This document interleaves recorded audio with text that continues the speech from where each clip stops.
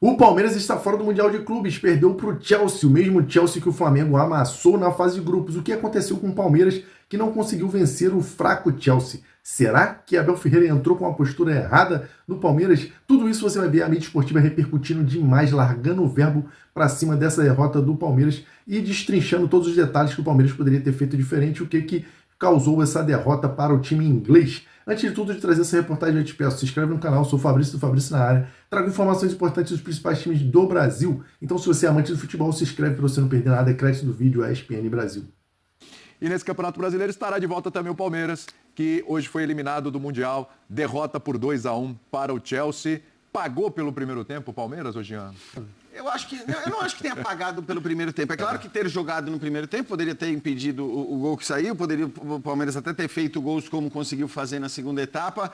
Mas, no fim, eu acho que o roteiro acaba sendo um pouco cruel, né? Pelo segundo tempo, pelo roteiro do segundo tempo e não do primeiro. Porque o primeiro, e na verdade, acho que o Palmeiras pode até agradecer o que foi o primeiro tempo. Terminar o primeiro tempo perdendo por 1-0 apenas, acho que pelo que foram aqueles 35 minutos iniciais, acabou sendo até bom, né? E é engraçado porque eu acho que, assim, eu mesmo assistindo, falo, cara, também, assim, além das questões táticas, porque nem acho que o gol seja uma falha da defesa, eu acho que ali vejo mais falha dos volantes do que da defesa. Estava claro que, assim, a defesa reserva estava um caos, né? Do lado esquerdo, a marcação completamente desajustada, os volantes estavam sem referência, então estava muito bagunçado. Mas nos 10 minutos finais do primeiro tempo, o Palmeiras acho que consegue equilibrar o jogo, aí é um jogo mais pau a pau. No segundo tempo volta da mesma maneira, e quando eu digo que o roteiro é cruel, eu digo que ele é cruel porque o Palmeiras chega à marcação do seu gol. Estava melhor. Estava melhor no momento em que faz o gol de empate, né? Depois a gente fala, acho que do Estevão, que vale um capítulo à parte por uma série de outras coisas, mas vou deixar o Estevão um pouco de lado nesse momento. E aí virou um jogo que o gol podia sair para qualquer lado. Quando eu digo que o roteiro é cruel, eu digo que ele é cruel pela maneira como sai o gol do Chelsea. Eu acho que é mais isso do que dizer, o gol do Chelsea poderia sair a qualquer momento, como o Palmeiras também dava a impressão de repente, poder chegar à marcação do seu gol, mas esse gol, né, com o desvio do Giai, a impressão que dá é que o Everton até podia chegar, não dá para dizer que é falha do Everton, eu tenho dúvida. Mas a impressão que dá é que ele até podia chegar, e a partir dali, acho que depois que tomou o segundo gol, o Palmeiras não consegue praticamente mais jogar, não consegue mais produzir. No fim, claro, o Chelsea produziu mais nos 90 minutos, o Chelsea era o favorito, o Chelsea tem uma equipe com melhores jogadores, acho que nada disso se discute. Mas olhando para como estava o jogo no segundo tempo, eu acho que fica esse gostinho de que era possível, até eventualmente levando para a prorrogação, onde talvez o Palmeiras tivesse mais condições físicas do que o Chelsea, a coisa andasse de maneira diferente. Mas, enfim, eu acho que é do jogo e, repito, o Chelsea criou mais durante os 90 minutos do que o Palmeiras também para vencer o seu jogo. Jean, eu achei o roteiro muito cruel. Boa noite, William, Jean Calçade, aos fãs das fãs do esporte também. Mas eu também acho que teve a ver com o jogo do Palmeiras no primeiro tempo, e por isso que eu defendo alguma malandragem no futebol, e não é cera, faz parte do jogo. O Everton cai no chão, não tem nada. Quando ele cai no chão, o Abel Ferreira dá instruções para os jogadores e o Palmeiras volta já diferente no primeiro tempo. Que precisava. Não precisava orientar o time, porque eu concordo plenamente com o Jean. Eu não coloco o primeiro gol na conta da mudança da defesa, eu acho que havia muito espaço, faltou pegada do meio de campo ali, proteção na defesa. Mas o segundo e o terceiro poderiam ter saído por conta da mudança. Poderiam ter saído porque aí o time ficou desnorteado e exatamente por isso que eu acho que o Everton para o jogo, cai, faz cara de dor, vai ser atendido naquele momento. O Abel chama os jogadores, orienta os jogadores, reposiciona a equipe, adianta um pouquinho a marcação em alguns momentos, porque a marcação estava de novo parecida com a marcação contra o Inter Miami, né? Lógico, o Chelsea sabe sair jogando, algumas vezes o Palmeiras inclusive marcou bem alto e o Chelsea conseguiu sair jogando de trás, trocando passe, outras vezes o Palmeiras forçou o erro do Chelsea, era um jogo mais ousado e necessário daquele momento em diante. E no segundo tempo, eu diria que até o Everton cair, era o Palmeiras de boa parte do Campeonato Mundial na primeira fase, que eu não gostei. No restante do primeiro tempo era o Palmeiras contra o Botafogo, competitivo, forte, mas que ainda falta alguma coisa que ele pode produzir. E no segundo tempo, por isso acho que o roteiro foi muito cruel. Era o Palmeiras que jogava o Campeonato Mundial pesado. O Palmeiras competitivo, forte, que podia ter feito um gol, que marcou um golaço com o Estevão, um jogador que reclama que não marca gol em clássico, que desaparece aos 8 anos de idade, faz no jogo talvez mais importante da carreira dele, um gol que coloca o Palmeiras no jogo, e dali em diante eu vi um Palmeiras muito forte e por, literalmente, o que pertence ao jogo, azar, como a sorte muitas vezes sorriu para o Palmeiras, o azar dessa vez fez uma careta e por isso o Palmeiras está eliminado do Mundial. Então, se eu for tirar aquele começo de jogo, quando saiu o gol do Chelsea, isso pesa no resultado, dali em diante eu acho que o roteiro foi muito cruel para o Palmeiras. Não pelas escalações, mas Você estava ali na redação, a gente estava conversando, né, Calçade? A forma como o Palmeiras começou o jogo, né? E aí depois como o Abel fez esse acerto, né? Acho que passa por aí também. Pena para o Palmeiras ali que não deu tempo dos ajustes darem resultado. Quase deram, né? E aí faltou um pouco de sorte, como a gente discutiu aqui. Né? Boa noite, William. Boa noite a todos. E ele consegue corrigir isso com o mesmo time, né? Não foi com sem troca. Os trocas deram depois. O segundo tempo ainda ele inicia assim. O início foi muito forte do Chelsea. O Chelsea veio, assim, não vão perder para outro brasileiro, porque aqui termina. Essa história, assim, a gente depois vai poder discutir lá na frente. Esse tipo de competição, para cada um, tem um peso diferente. Né? E está tudo certo. Só que para o dono do negócio, quem bota dinheiro e compra jogador, nunca se viu tanto dinheiro pela frente. Tá? Nunca se viu tanto dinheiro. Eu falei de um número aqui no Linha, depois do Fluminense. Vou só atualizar. O Flu faturou em 2024, no balanço dele, 684 milhões em receitas. Já ganhou 330 em 20 dias. Ou seja, o Fluminense ganhou nesse Mundial metade das receitas do ano passado. Isso tem impacto para o Flu, gigantesco. Tem para o Chelsea... Em menos de 3 semanas, 6 meses de faturamento. Isso não existe. Isso aí é torcer para um Mundial por ano e estar nele todo ano. Mas, então, chega uma hora que os caras também têm brios, né? Você fala assim, ninguém entrou mole do Chelsea. Tanto que o gol sai com uma posse de bola. A posse de bola era uma posse de bola 70 para o Chelsea, 30 para o Palmeiras. E o gol marcado aos 16 minutos e essa posse continuava aos 20, aos 30. Não é que o Chelsea assim, foi esmorecendo ou falou, toma a bola. Não, o Palmeiras não conseguia encontrar uma rota, porque não tinha a bola. Como é que ele muda o cenário se ele não consegue ter a bola? Porque ele estava mal encaixado. Né? O mal encaixado, eu até imaginava que o Abel fosse com... Assim, era uma possibilidade viável, assim, algo viável para as dificuldades do jogo. Com Aníbal, Martínez e o Richard Rios. Um deles, não o Rios, mas pode entrar como um terceiro zagueiro, como ele gosta de jogar, e sair também no movimento. Não, ele vai com o Giai, ele vai com o Fux, ele vai com o Mikael, Vanderlan, e faz o Alan voltar. Tanto que ele, ofensivamente, não existiu. Porque ele voltava, porque o Giai saía e ia encostar nos zagueiros. E aí ficava vazio aqui. E ele a linha retornava. De 5 tinha o Alan e o Vanderlan.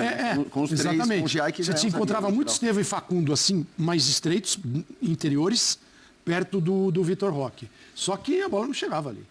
E o Chelsea recebeu muita bola entre linhas. O gol sai assim, né? Entre os zagueiros e os volantes, recebe a bola, o Palmeiras faz o gol. Ali falhou. Ali falhou porque ali esse quadrilátero estava realmente destruído, sem os titulares, dos zagueiros titulares. Né? Então, assim, normalmente, a dupla titular, ela preenche melhor esses espaços. E ali o Palmeiras tomou o primeiro gol. Eu nem exatamente. Acho, né, os o Gomes Gomes faz isso. Isso, exatamente. O Gomes eu achei a atuação do Bruno boa, inclusive. Então, o Bruno Fux, eu achei que jogou bem. Então, dos três ali que entraram e que eram um grande temor, para mim o Bruno Fux fez um bom jogo. O Mikael melhora no segundo tempo. Porque o lado esquerdo estava terrível na primeira etapa, com o Mikael, o zagueiro, e o Vanderlan tomando um baile ali. E olha que o Pedro Neto, acho que é uma coisa para se discutir depois, olhando para o que foram as atuações do Cancelo. O Cancelo também. Pedro Neto, o Rubem, menos, mas acho que assim...